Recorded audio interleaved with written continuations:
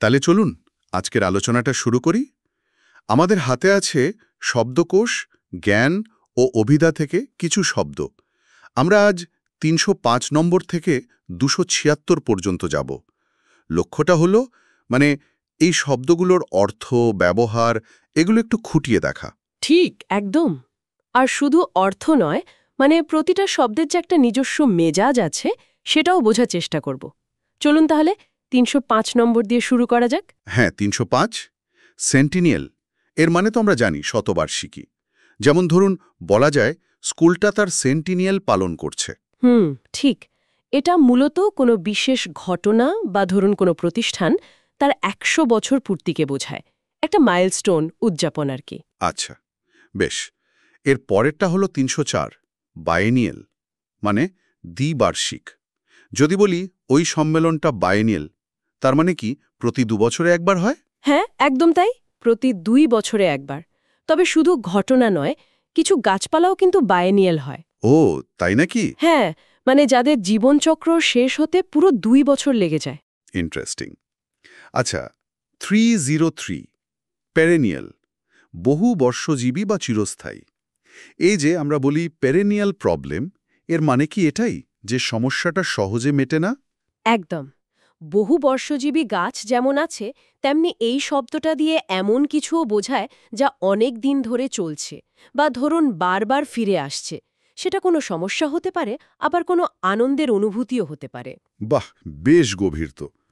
আচ্ছা, ৩০২ পেরেম্পটরি শব্দটা শুনলেই কেমন যেন একটা জোর খাটানোর ব্যাপার মনে হয়। যেমন তার পেরেম্পটরি আদেশ মানতেই হলো। ঠিক ধরেছেন। এর মধ্যে একটা চূড়ান্ত ভাব আছে, এমন একটা নির্দেশ যেখানে কোনো প্রশ্ন তোলার বা আলোচনার জায়গাই রাখা হয় না, অনেকটা হুকুমের মতো। বুঝেছি। এরপর ৩০১ পেন্সিভ, মানে চিন্তামগ্ন। ধরুন আমরা বলি সে খুব পেন্সিভ মুডে আছে। এটা কি সবসময় দুঃখের চিন্তা বোঝায়? না, ঠিক দুঃখের নয়। বিষণ্ণ ভাব থাকতে পারে, কিন্তু জরুরি নয়। পেন্সিভ আসলে গভীর চিন্তায় মগ্ন থাকা। সেটা শান্তও হতে পারে, আবার একটু বিষণ্ণও হতে পারে। একটা আলমনস্ক অবস্থা। আচ্ছা, ৩০০ নম্বর পেনিটেন্ট, অর্থ হল অনুতপ্ত। যেমন সে তার কাজের জন্য খুব পেনিটেন্ট। এটা কি ধর্মীয় ক্ষেত্রে বেশি ব্যবহার হয়? ধর্মীয় একটা অনুষঙ্গ আছে, প্রায়শ্চিত্ত বা এ জাতীয় ধারণার সঙ্গে যুক্ত। তবে সাধারণভাবেও কেউ যখন নিজের ভুলের জন্য অনুশোচনা করে, তখনও কিন্তু পেনিটেন্ট শব্দটা ব্যবহার করা যায়। বেশ। ২৯৯ নম্বর ক্যালেস, কঠিন বা অনুভূতিহীন। অনেক সময় বলি না লোকটার মনটা একেবারে ক্যালেস। হ্যাঁ, এর দুটো মানে হতে পারে। একটা হলো শারীরিক, চামড়া যখন শক্ত হয়ে যায়, কড়া পড়ে যায়। ও আচ্ছা। হ্যাঁ। আর দ্বিতীয়টা, যেটা বেশি প্রচলিত, সেটা হলো মানসিক, নির্মম বা ধরুন অন্যের কষ্টে যার কিছুই এসে যায় না, অনুভূতিহীন। বুঝেছি। এরপর ২৯৮ পেনশন্ট, মানে তীব্র ঝোঁক বা অনুরাগ। যেমন ছবি আঁকার দিকে তার একটা পেনশন্ট আছে। এটা কি সাধারণ ভালো লাগার চেয়ে একটু বেশি? হ্যাঁ, অবশ্যই। পেনশন্ট হলো একটা বিশেষ টান, সাধারণ পছন্দের চেয়ে একটু বেশি, যেটা হয়তো ব্যক্তির স্বভাব বা রুচির একটা অংশ হয়ে গেছে। আচ্ছা, ২৯৭ পেজোরেটিভ, মানে নিন্দাসূচক বা অবজ্ঞাসূচক। এই শব্দটা তো ভাষার ব্যবহারে খুব গুরুত্বপূর্ণ, তাই না? খুবই গুরুত্বপূর্ণ। পেজোরেটিভ হলো এমন কোনো শব্দ বা কথা যা দিয়ে কাউকে ছোট করা বা অসম্মান করা বোঝায়। অনেক সময় কিন্তু সাধারণ শব্দ ব্যবহারের দোষে পেজোরেটিভ হয়ে যেতে পারে। ঠিক বলেছেন। আচ্ছা, ২৯৬ পেডেস্ট্রিয়ান, এর একটা মানে তো আমরা জানি, পথচারী। কিন্তু এর আরেকটা মানেও আছে না, একটু একঘেয়ে বা নিরস। হ্যাঁ, এই দ্বিতীয় অর্থটা বেশ মজার। যখন কোনো লেখা বা চিন্তা বা ধরুন কোনো কাজে কোনো নতুনত্ব থাকে না, কল্পনার অভাব থাকে, তখন সেটাকে পেডেস্ট্রিয়ান বলা হয়, বেশ গতানুগতিক অর্থে। তাহলে ২৯৫ নম্বর পেডান্টিকের সাথে কি এর কোনো যোগ আছে? পেডান্টিক মানে তো ওই যে পাণ্ডিত্য দেখানো বা খুঁতখুঁতে স্বভাব। একটি যোগসূত্র থাকতে পারে এক ঘেয়েমির দিক থেকে। তবে পেডান্টিক মূলত হল অপ্রয়োজনে অতিরিক্ত জ্ঞান দেখানো বা ছোটখাটো নিয়মকানুনের ওপর বেশি জোর দেওয়া।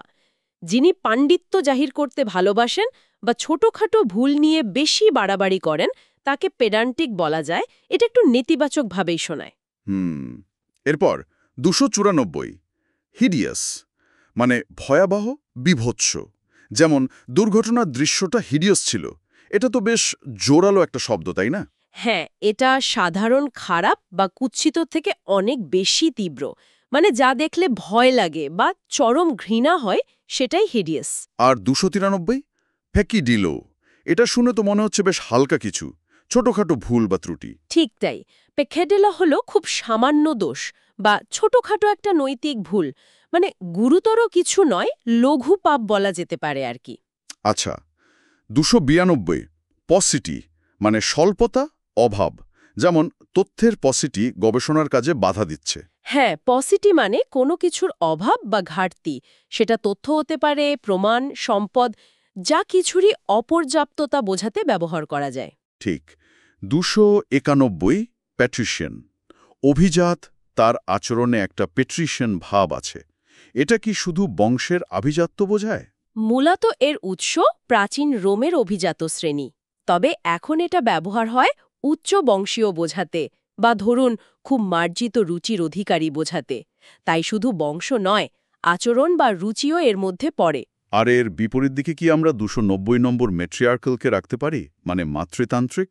হ্যাঁ, বলা যেতেই পারে। ম্যাট্রিয়ার্কাল সমাজ ব্যবস্থায় ক্ষমতা বা বংশের ধারা মায়ের দিক থেকে নির্ধারিত হয়। পরের দুটো শব্দও কিন্তু এর সাথেই সম্পর্কিত। হ্যাঁ, যেমন 289 মেট্রিয়ার্ক, পরিবার বা গোষ্ঠীর কর্ত্রী। ঠিক। আর 288 নম্বর হল পেট্রিয়ার্ক, মানে পরিবার বা গোষ্ঠীর কর্তা। মেট্রিয়ার্কাল আর পেট্রিয়ার্কাল হল যথাক্রমে নারী এবং পুরুষ কেন্দ্রিক সামাজিক বা পারিবারিক ক্ষমতার প্রতীক। একদম। আচ্ছা, 287 নম্বর ইনভেট্রেট, মানে বদ্ধমূল বা পুরনো অভ্যাস। যেমন সে একজন ইনভেট্রেট মিথ্যেবাদী। হ্যাঁ, ইনভেট্রেট মানে হলো এমন কোনো অভ্যাস বা বিশ্বাস যা বহুদিনের পুরনো এবং যা পরিবর্তন করা ভীষণ কঠিন, মানে একেবারে মজ্জাগত হয়ে গেছে।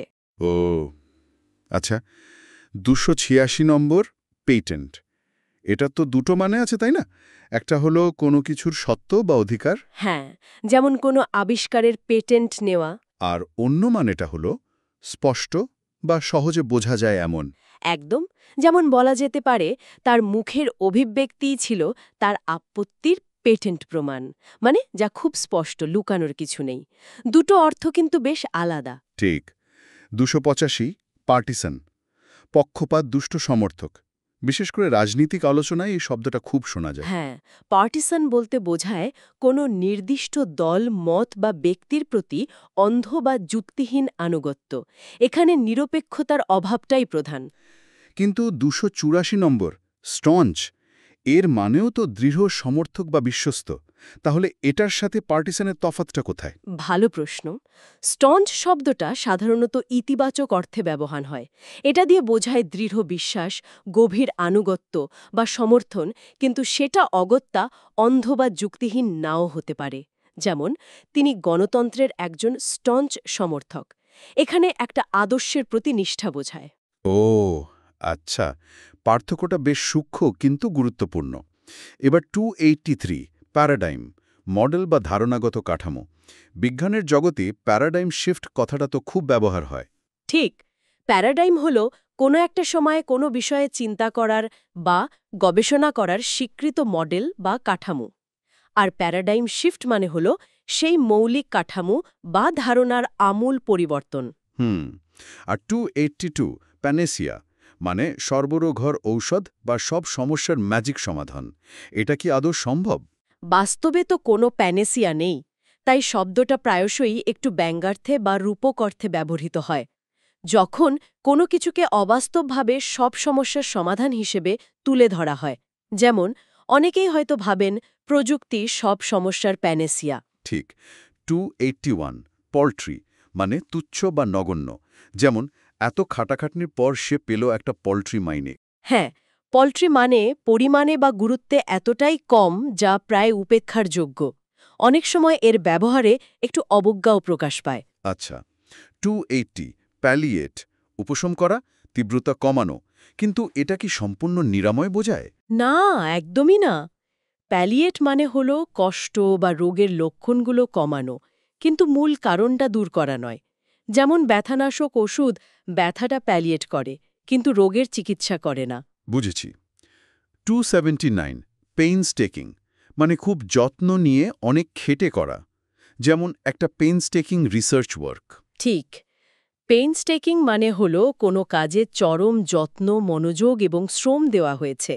এটা কাজের গুণমান আর নিষ্ঠা দুটোই বোঝায়। আচ্ছা। 278 প্যাসিফাই মানে শান্ত করা, যেমন ক্রুদ্ধ জনতাকে প্যাসিফাই করার চেষ্টা করা হলো। হ্যাঁ, কোনো উত্তেজিত ব্যক্তি বা ধরুন কোনো অশান্ত পরিস্থিতি বা কোনো গোষ্ঠীকে শান্ত করা বা নিয়ন্ত্রণে আনা হলো প্যাসিফাই করা। এরপর 277 প্ল্যাটিটিউড মানে মামুলি উক্তি বা গতানুগতিক কথা, যেগুলো আমরা শুনতে শুনতে অভ্যস্ত, তাই না? একদম। প্ল্যাটিটিউড হলো এমন কথা যা হয়তো একসময় সত্যি ছিল বা গুরুত্বপূর্ণ ছিল, কিন্তু অতিরিক্ত ব্যবহারের ফলে এখন সেটা ফাঁপা শোনায়, আন্তরিকতাহীন মনে হয়। যেমন ধরুন, চেষ্টা করলে সবই সম্ভব, এটা অনেক সময় প্ল্যাটিটিউড হয়ে যায়। ঠিক। আর আমাদের আজকের তালিকার শেষ শব্দ 276 অ্যাস্টিউট মানে বিচক্ষণ, চতুর। অ্যাস্টিউট মানে শুধু বুদ্ধিমান নয়, বরং যিনি পরিস্থিতি খুব দ্রুত এবং সঠিকভাবে বুঝতে পারেন এবং সেই অনুযায়ী নিজের সুবিধার জন্য কাজ করতে পারেন। একজন অ্যাস্টিউট পর্যবেক্ষক সহজেই ঘটনার ভেতরের ব্যাপারটা ধরে ফেলতে পারেন। দারুণ। তাহলে এই ছিল আমাদের 305 থেকে 276 পর্যন্ত শব্দগুলোর একটা সংক্ষিপ্ত কিন্তু বেশ গভীর আলোচনা। প্রতিটা শব্দেরই নিজস্ব একটা ব্যঞ্জনা আছে। অবশ্যই। আর এই শব্দগুলো জানা মানে শুধু শব্দভাণ্ডার বাড়ানো নয়, এগুলো আসলে আমাদের চিন্তাভাবনাকেও প্রভাবিত করে। আচ্ছা, এই যে আমরা এতগুলো শব্দ নিয়ে কথা বললাম, এগুলোর মতো আরও শব্দ জানাটা কি শুধু জ্ঞান বাড়ায়, নাকি আমাদের পৃথিবীকে দেখার বা বোঝার ক্ষমতাকেও একটু অন্যরকম করে তোলে? এটা নিয়ে কিন্তু ভাবা যেতে পারে। একদম ভাবনার বিষয়।